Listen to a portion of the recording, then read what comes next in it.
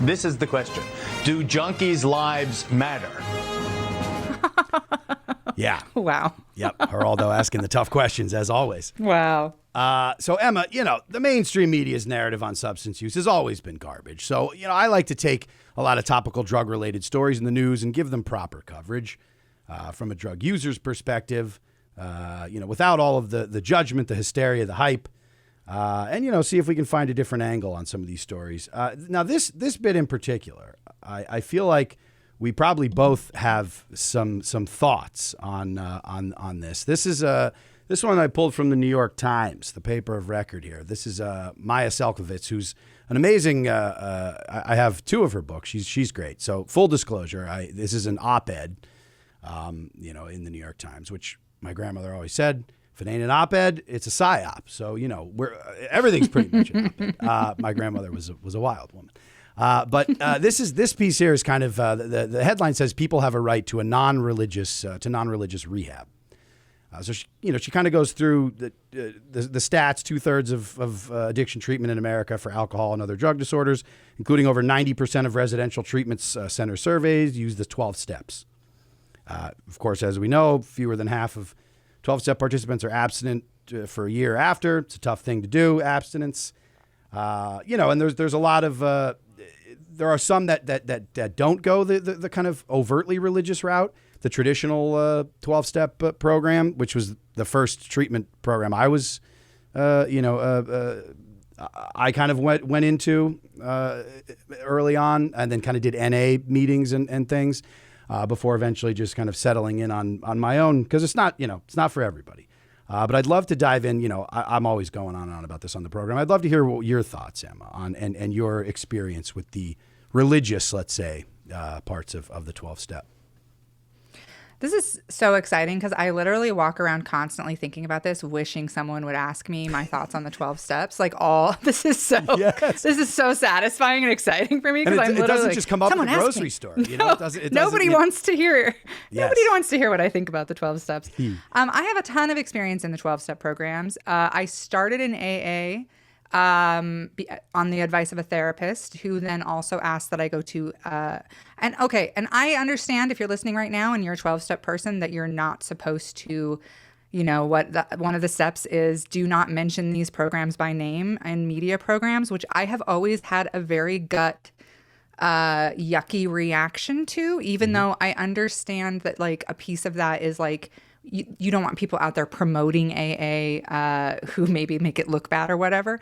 I'm not promoting it or saying I have mixed feelings on it. So I'm going to use the acronyms because I want people to know which groups I attended, even though I know it's a rule that I'm breaking. So you don't need to tweet me about it.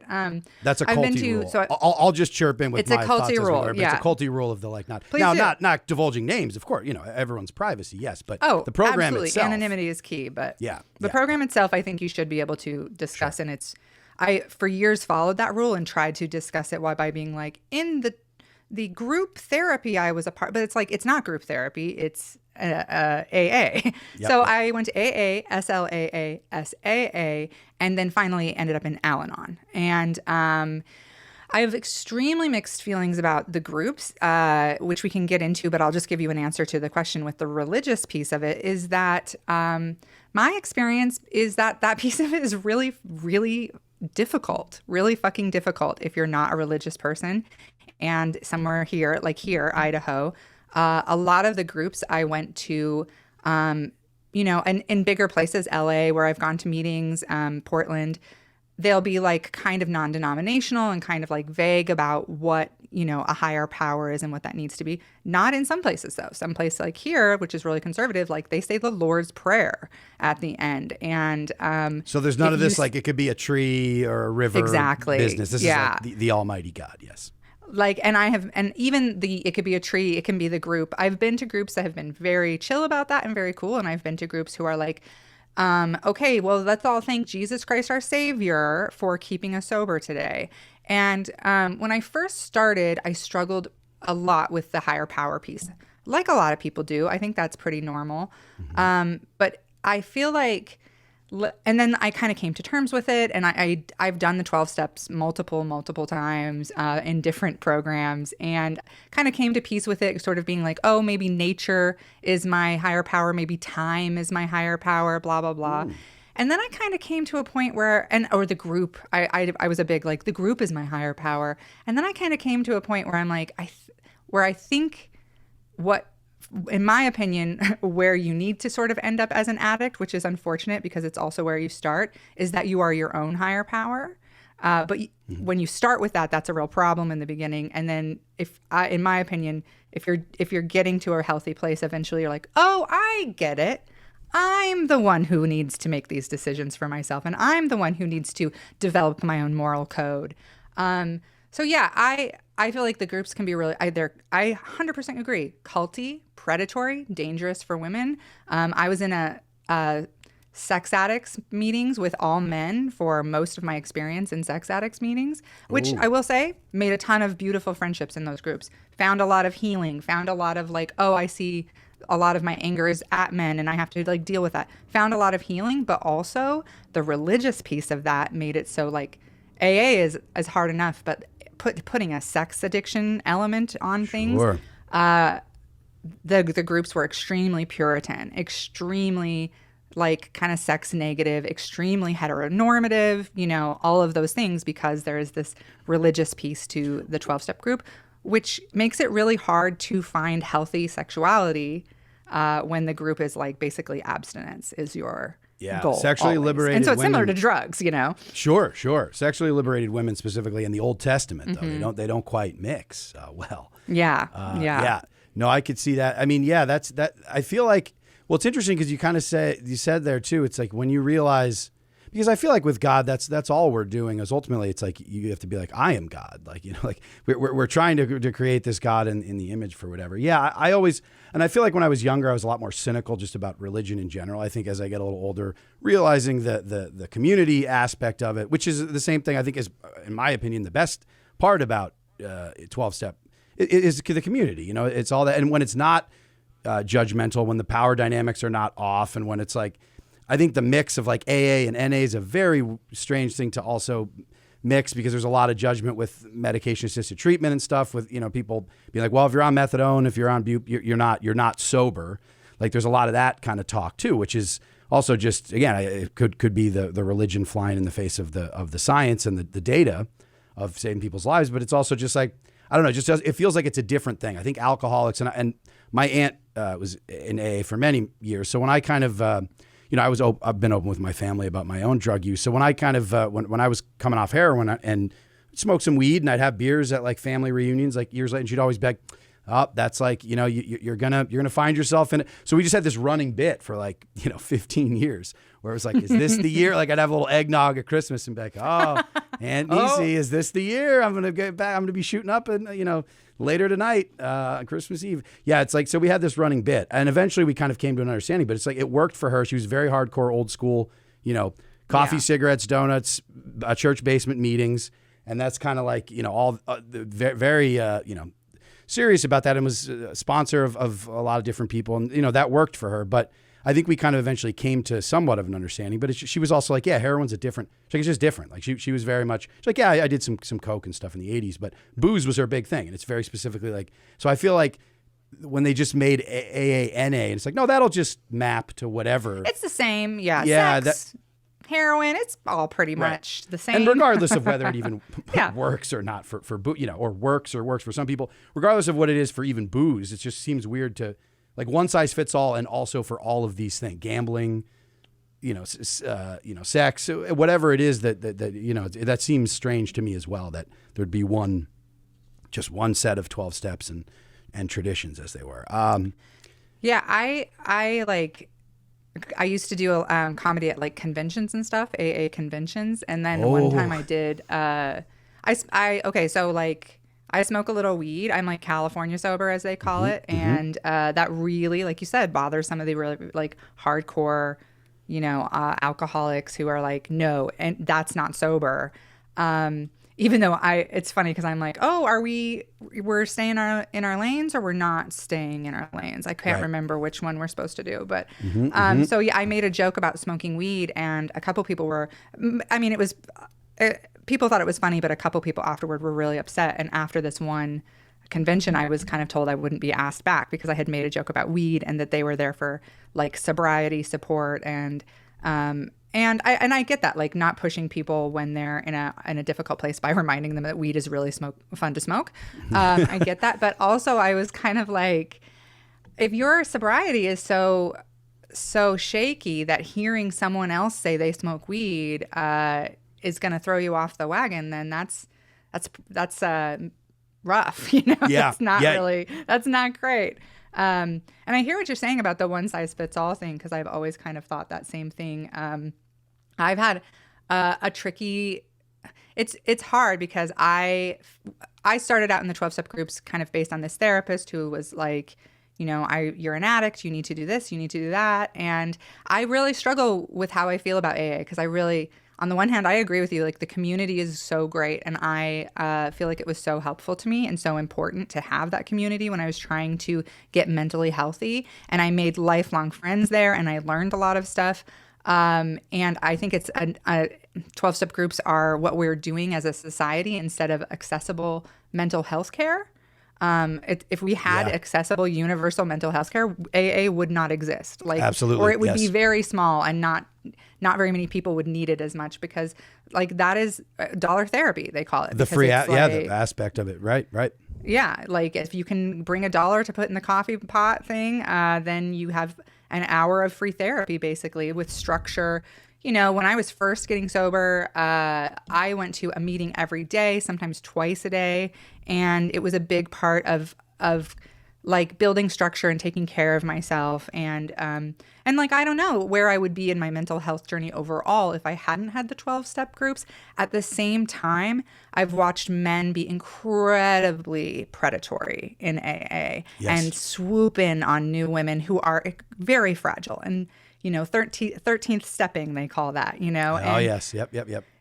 And so I talk about the crossover too, really quick too, from coming in with, I see that big time with, you know, people who are whatever, you know, chip they have. Oh, I'm 10 years, 15 years. The veterans of the AA program, especially when people coming in, like I said, the NA mix of like, oh, you know, there was a lot of looking down on like the women who would come in as like, oh, these ladies will do pretty much anything. Like there was almost this like, this is gonna be a revolving door for the junkies. Like they're a different crowd that comes in, and I firsthand was very.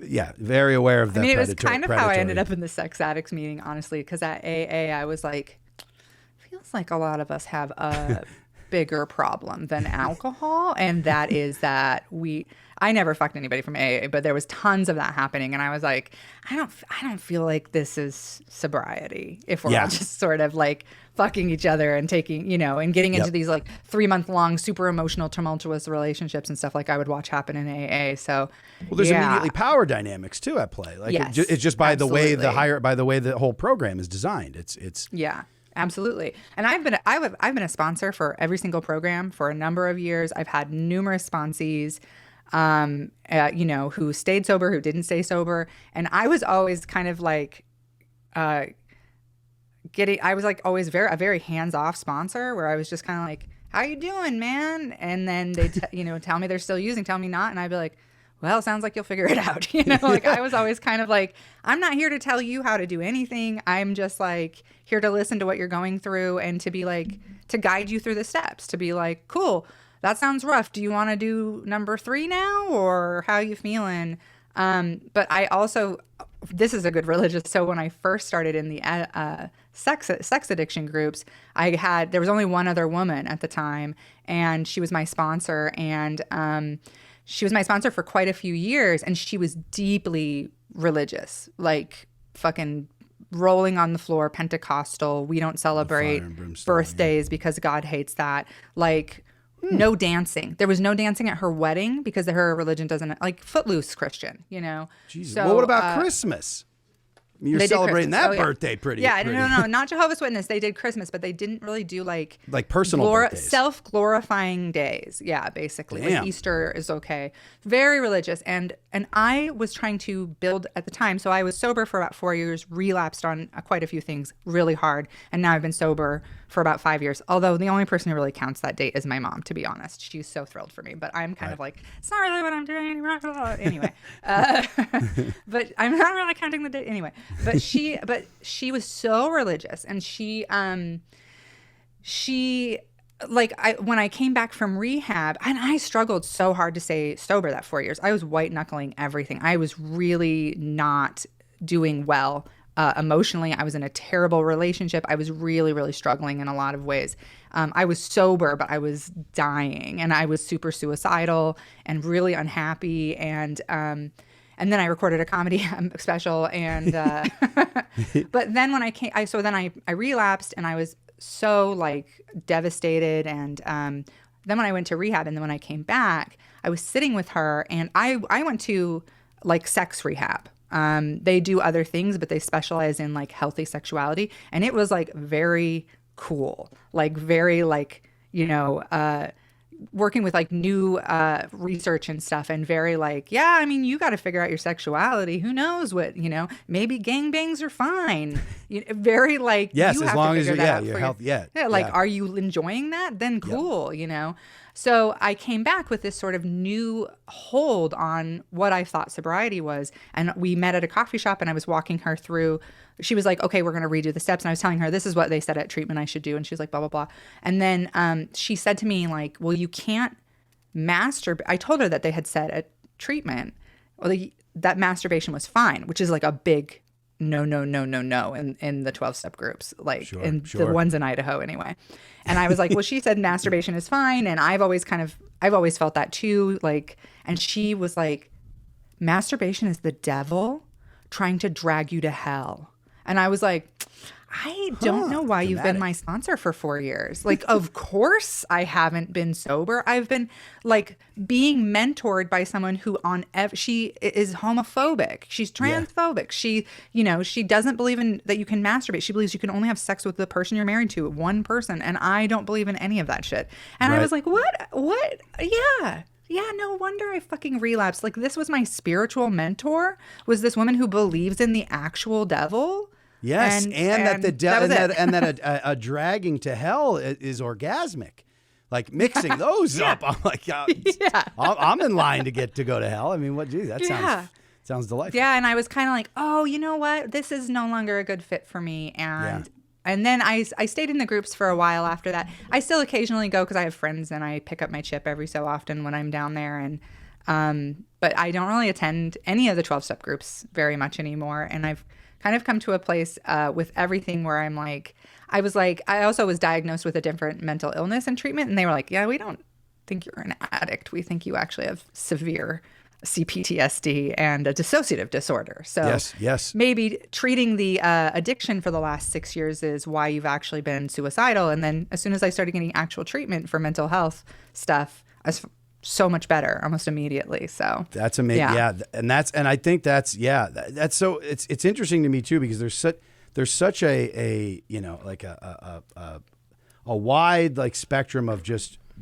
drug, alcohol, whatever use in general, that it's like, it's so weird. Like some people just having chaotic use for a few years, like people having, that identify very, very, intensely with the disease model of this like thing of like, well, I need to be like treating a disease. Like there's a lot of different ways people come about it, and there's so many different ways.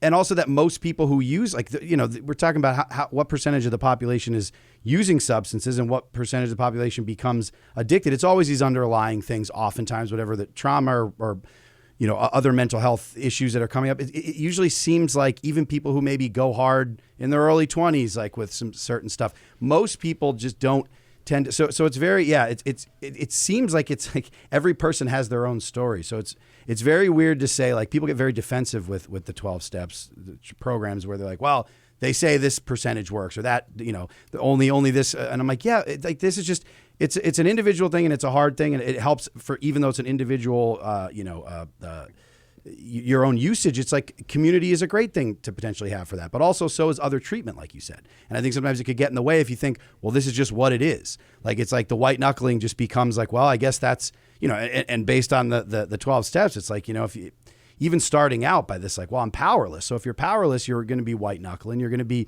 just being like, well, I just got to trust the program, and I got to do like this. The whole design of just the steps in general, the self-flagellation. There's a lot of just things about it that are just religious in nature, and whether you want to say that can be, a salmon swimming upstream is your God, like whatever you want to substitute for like actual God, and like you said, a lot of them. In certain places will not even allow for that. But even if you do, ultimately these 12 steps and the psychology of it, it's like you're kind of rewiring your brain. And I wondered, you mentioned a relapse that you said.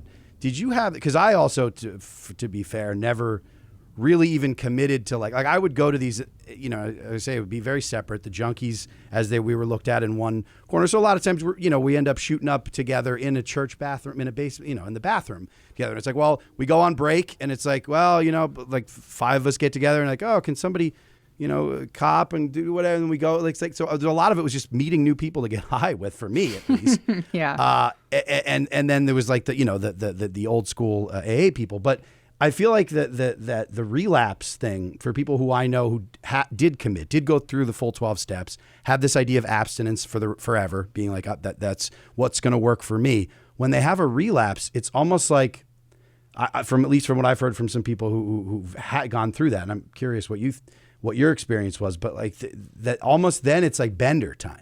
Like it almost feels like when you do that thing where you're like, oh man, I've gone up the 12 step. Now I've tumbled down all the way back to step 1.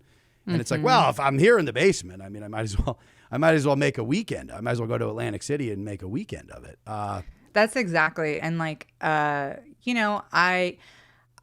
was like so desperate to get mentally healthy too. I was really all in, dedicated, doing all the workbooks, like I was so dedicated to it. And so then when I relapsed, which, I think, I'm saying that with quotations, like relapsed now, I don't have a better framework to describe what happened to me or for me or whatever, or what I did. But I think like when I think about it, part of what happened was I had a very tiny little slip that was like very inconsequential and honestly didn't really mean anything.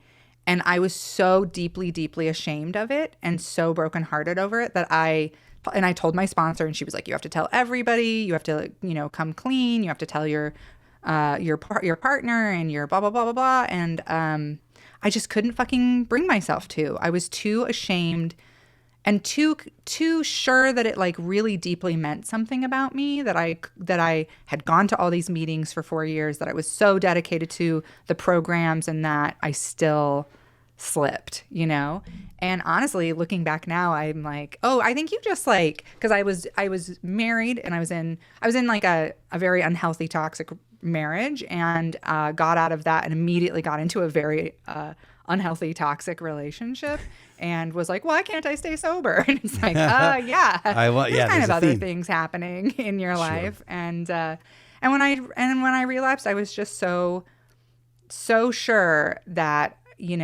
it meant something really big about me. And like, it ended up like, no, I just was like not happy. And now that I'm happy, I don't really struggle. Now that I don't put myself in situations that are unbearable, I don't have to find something to make my life bearable, and a lot of it was on my own plate, like my own, the relationships I was choosing with people, not because I was, punishing myself or anything or stupid or whatever. It was just like, oh, this is the dynamic I grew up with. So it's totally cool for a guy to be like this to you. It's totally normal for people to be mad at you all the time. Yeah. So, yeah. And I think, that in some ways, it's funny to me that I ended up in the 12-step groups, because I was an alcoholic from the time I was a kid, and I started doing drugs and drinking really, really young, like age 12. And when I returned, too. Yeah, and I had sober years in there, like in high school, where I was like, got it together for a minute and tried really hard, but then I would fall back off and have a hard time. And And then after high school, I got together really young and with someone, and we were like, we're gonna have kids. And I haven't had hard alcohol since I was 21. I went out one time when I was 21 and had hard alcohol. And I grew up with an alcoholic, and I was like, I don't want to be an alcoholic in front of my fucking kids. I'm not gonna do it. A few years in, I was drinking too much beer around my kids, and I was like, I'm not gonna drink beer either. And then I was like, I'm not gonna drink wine. So I had literally, by the time I went to a therapist, had quit alcohol on my own because I just was like, I'm not going to fucking do this to my kids. I'm not going to have them grow up with a drunk like I did. And so I these were just choices. These were choices that you made. Just choices. And then this therapist, who it was wonderful in a lot of other ways, was like, oh, well, that must mean you had problems with alcohol. That must mean you're an alcoholic, which, to be fair, if you go to AA, they're like, you can come if you've had problems one time. And I had definitely, I fit the profile as a binge drinker and a problem drinker for sure. Right. But at the same time, like now, I feel sometimes kind of weird because I know a lot of people in the recovery community follow me and identify with me and find inspiration in the fact that I've been sober for 5 years or that I'm open about my relapse. But the reality is like my husband will be having a beer and I'll have a few sips of it. And a couple times I've even been like, I'm going to have a beer and see how that feels to me and see if it feels addictive, if it feels scary. And like we were in Vancouver up in Canada, and we went to this wonderful Korean place, and they brought us a free pitcher of beer. And I was like, I'm going to have a couple beers. I'm going to see how this feels. And I had 1.5 beers and was like, my tummy hurts. Like, yeah, there you go. Like that's where I'm at with alcohol. Like, yeah, like the disease thing doesn't fit for me personally. Yeah. Like I don't really crave alcohol anymore now that I'm not in situations where I'm trying to feel better for no, because I or like a lot of my drinking was because I wanted to fuck people, but I felt weird and guilty about wanting to fuck people. And so I would get drunk so that I could be like, oh, I guess it was the beer, and now that I don't do that anymore, same. Like now that I just sort of like literally the biggest thing that has been the best part of my recovery is just removing shame from who I am. Also doubling down, like you said, if you're like, oh, wanting to have sex with people, but then getting drunk to do, but then I'm also I'm failing there, and it's the shame spiral for sure. Yeah. And it turned out like a lot of the things that I sort of considered my relapse, later I was like, I think maybe you were just kind of like in a weird place, like yes. You were just, well, sure. Yeah. Freshly divorced with a brand new, also kind of mean boyfriend. And you were like, I don't really want to do this. Yeah. A time where you might want to, have a couple sips and check out for a minute. That's, which is complete. Yeah. And again, there's nothing, the more shame that you attach to that, obviously the deeper the hole that you dig yourself. I mean, that's just like basic. That shit to me is like, forget all the other, whether it's like religious, not religious, whatever. That just feels like human nature to me in a way. Just knowing all the people that I know that have used drugs in so many and alcohol in so many different ways. And alcohol is drugs. It's all drugs. But like all of that is I've just seen so many different that you're just like, it's so human. It's so normal. So to like leave it to, very like, dogmatic religious programs to try to like make that weird or make that, some sort of abomination where you're just like, that's a basic human. That just seems really, and you saying I just wanted to have some beers where I was at this place and try it. It's like, that just seems so normal to me that, again, some people being like, I can't go there with you. And I've said like my aunt, and so I have some friends as well who like love listening to the podcast. Like I dig harm reduction, makes total sense. The public health intervention stuff, Narcan, saving people. Like we shouldn't be shaming people who use drugs or whatever. It shouldn't be illegal, all that. But they're just like, I can't get there with you on this idea. And I'm like, you don't have to, is the other thing. Because I don't need to get anywhere with, like, I'm not judging anything you do, is the other thing. It's like, it's open to all of it. Whereas, like, I think the other side gets very defensive where they think they hear even the words harm reduction, especially more the old school people that are in the 12 steps. And it's somehow feels like you're like, oh, those two things are at odds. And I'm like, they're absolutely not. The whole thing is like, whatever you're choosing for yourself, it's like people being there to help you along, the way with that. It's community, everything else. And ultimately, when you're talking about like with a lot of the public health interventions now with the overdose stuff, is like, this is just which of course alcohol, it's not minimizing things or saying one drug is crazier than the other or is more, but I'm like, each situation just obviously requires, it needs to say its own care, standard of care or whatever, its own treatment plan, however you view it, whether you view it as, it's like, that just makes such basic sense to me that aside from any other dogmatic stuff, it's like, yeah, that's right. Like, I feel like that's right for people. And most likely people's experiences are more like you just said. I'm like, I don't know if it was where I grew up. I don't know how you feel in Idaho, but even if I go back to like high school, I'm like, everyone, like people were not even like, everyone I go back and look, it's like, if it's like an 80s movie, you're like the theater nerds and like the science nerds and the jocks and the fucking skaters and the punks and all these different cliques. Everyone was like, I might have come from a pretty boozy place in Pennsylvania coal country, but like, I just feel like everyone was drinking heavily at like in their teenager years in a way where you would just be like, of course, if you went to a meeting and said, oh, here was my last weekend. Like, or here's my even week. Like Wednesday, I got drunk before school and like, went into, people would be like, oh, you're an alcoholic. But like, I feel like the people who actually panned out to be like, oh no, I was problematically drinking, for many, many years and I have to just do I can't drink at all thing, is a very small percentage of a lot of the other people. And a lot of it just is like, you change your material conditions, you grow as a person, you're in a different place. Like you said, a different mental health space. Like all of that stuff is, obviously contributes to like how you're using substances, what your relationship is to the substances. And it's like that controversial stuff where people, and I can't, wouldn't say that I would even be able to do this, but it's like, of course people use even heroin and like people smoke crack, like, recreationally. And the idea of that to people is a little bit like, and again, it's like, is it minimizing people's struggle? I'm like, no, it's just saying some people do that and some people can't. You can't. So, and I think for me, like if shame is the biggest piece that I removed that has made it so I don't really struggle with this stuff as much at all. Honestly, I don't struggle with it anymore. The other piece was like, I started being like, and this is what I would tell my sponsees, and then other sponsors would hear about it and be like, "You're not supposed to." Blah, blah. But I honestly believe that like one of the biggest tools that you can have in your recovery is curiosity about yourself. And I am at a place now where I'm like, I feel pretty comfortable knowing that if I if I'm like, I'm gonna have a beer and see how it feels, that I will very easily be able to recognize like, no, this is not a healthy thing. This is not something I want to pursue.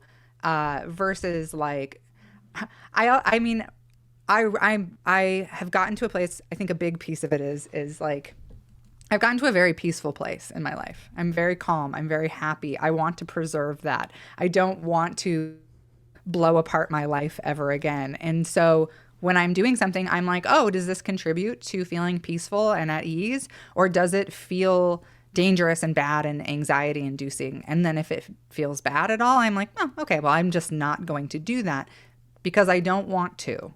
I don't want to blow up my peace, Right. And so learning to just trust myself and trusting that I will know my limits and that I know what kind of life I want. And when you're beginning in the 12 steps, it's very, like you said, the powerlessness piece and the like, you can't trust yourself, you're an addict. And I think that there, of course, is a lot of truth in that. Like your picker's broken in the beginning when you're first getting into recovery in every way.